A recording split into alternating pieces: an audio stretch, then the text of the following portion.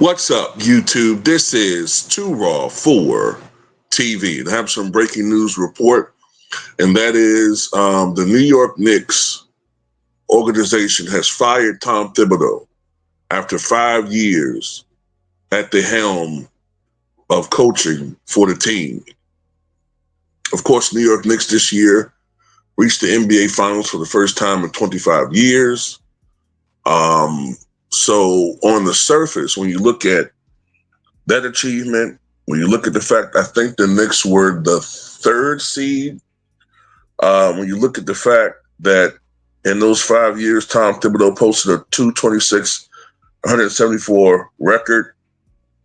So that's a 565 winning percentage during the regular season. When you look at that, casuals are saying, and I'm not making this up, I'm seeing a whole bunch of, let's just say, Captain Americas online saying, "Oh man, this is a travesty.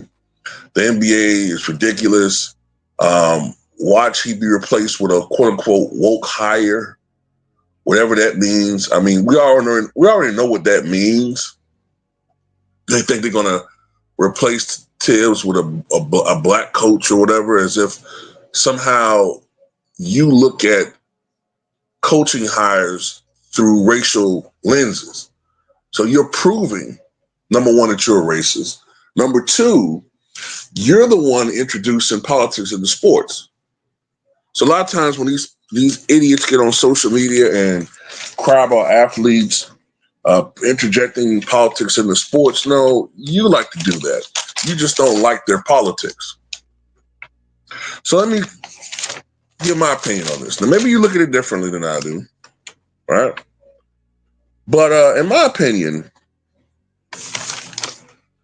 I think this firing is justified.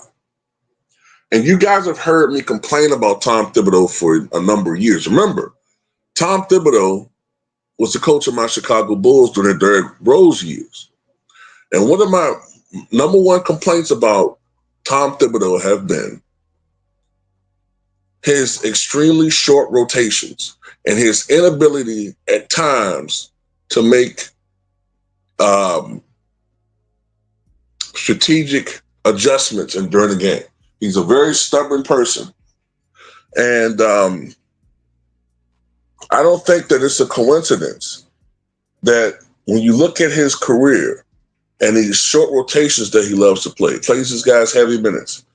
When you go down the line of the season, you go down the stretch of the season, we tend to see the same thing every time. And that is, now guys are going to get a little banged up, but when you playing 7, 8 guys constantly, instead of expanding, that rotation to more around 9 or 10 or even 11 players, you see injuries. What did we see down the stretch last year with the Knicks? They were banged up. What did we see with Karl-Anthony Towns down the stretch of this season? He was banged up. We even seen Brunson get a little bit banged up. Not as much as he was last year, but we constantly see that. Remember, I'm sorry. I'm a Bulls fan. I still hold it against Tom Thibodeau what the fuck happened to Derrick Rose. In my opinion, Tom Thibodeau indirectly ruined Derrick Rose's what should have been top-notch Hall of Fame career. Maybe I'm biased. I hold it against him. I'm sorry I do. I watched this dude play Derrick Rose 38, 39 minutes a night. I watched this dude play Jimmy Butler 44, 46, sometimes all 48 minutes a night. So there's that. Plus, I've watched this guy get outcoached constantly. The Knicks, to me, have a championship roster. Let's not forget, the Knicks had home court advantage against the Pacers. And they blew the first 2 games at home. Let's not forget this. Let's not forget that if it wasn't for the Knicks being a superb road team this postseason, they would have been eliminated much earlier. They were losing a lot of home games. Now, you could say that's not necessarily an anomaly for the Knicks because we see a lot of teams not win at home. But when you look at the totality of the season, there was a clear separation between the top teams in the Eastern Conference or the top teams in the NBA period for much of this year, the Thunder, earlier on the Cavaliers, but ultimately the Cavs slipped the last month of the year. And then the second half of the year, the Pacers. The Knicks couldn't consistently beat these teams.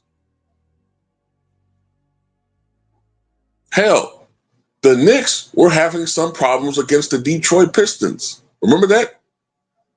They were losing games at home to the Pistons. The Pistons came. I don't want to say they came close to losing that series to the Pistons, but if things had gone a little bit differently, remember the Pistons blew 2 double-digit leads down the stretch against the Knicks. If they were a more experienced team with a little bit more firepower, they would have beaten the Knicks in the first round.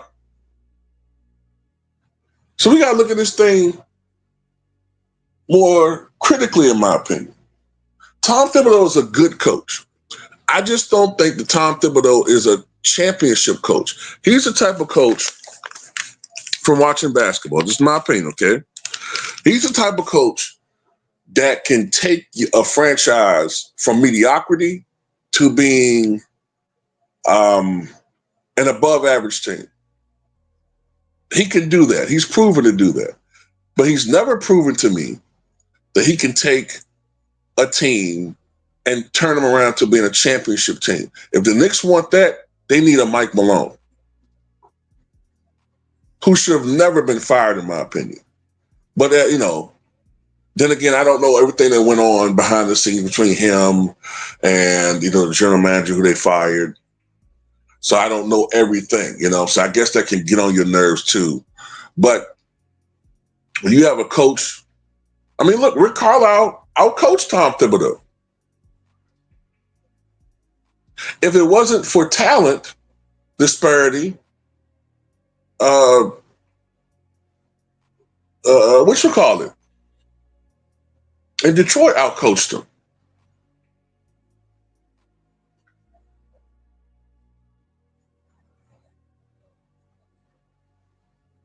So, that's just my opinion, at least. You know what I'm saying? Maybe you guys disagree. But I don't have a problem with this firing. Now, who's out there? I just said one guy, Mike Malone. I think Mike Malone's an upgrade. Because remember, the Knicks had championship aspirations last year. That's why they made the move for Cat.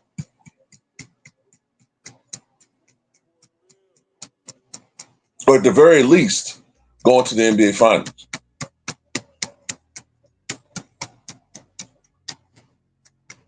Man, that's all I got to say about it. What you guys think?